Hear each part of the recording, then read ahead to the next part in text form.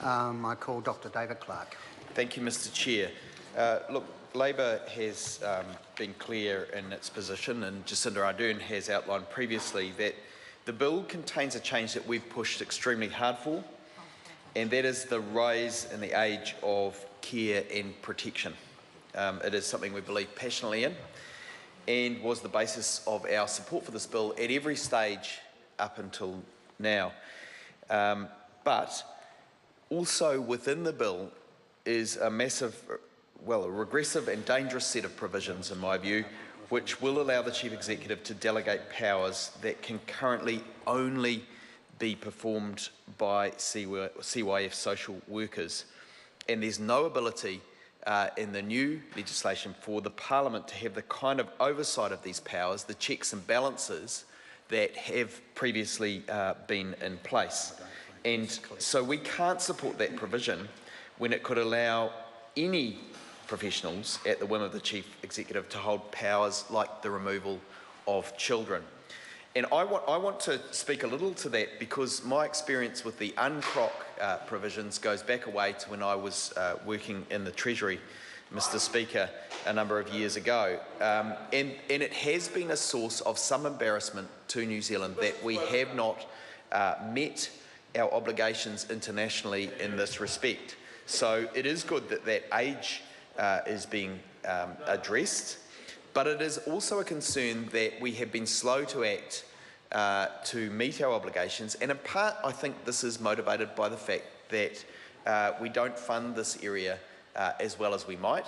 It is an incredibly difficult area to address because it deals with complicated problems. Where we have children who are vulnerable, who are in trouble, who come from families where things are not as they should be, something has to go very wrong before the state intervenes.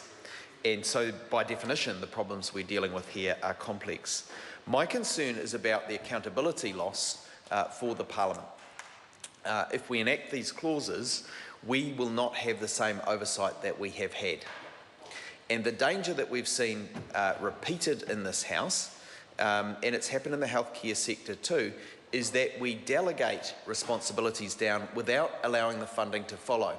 We delegate to the community care for vulnerable people, often in the mental health sector, without allowing adequate funding for that care in the community.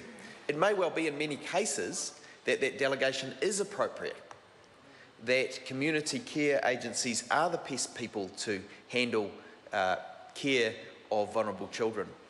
But there must always be an accountability, Mr. Chair, in my view, at the parliamentary level for the quality of that care, because it is incumbent upon the state to look after all of its citizens, and especially its most vulnerable citizens. And if we look closely at the history of the pressures, the cost pressures within CYF, we can see that CYF is struggling already within its current budget. In 2016-17, for example, Mr. Chair, it's forecasting a deficit of up to 36 million due to demand-driven costs. And that has a very real impact on its ability to deliver services. What I'm concerned about is that this framework that we're looking at here in the House, which is likely to go through, will facilitate something that has the best of intentions behind it, but upon which the state cannot deliver, and then cannot then be held accountable. And it is a basic principle of public policy that the state ultimately, particularly in these matters, should have a care and protection overview and accountability function to know that it is discharging its duties properly.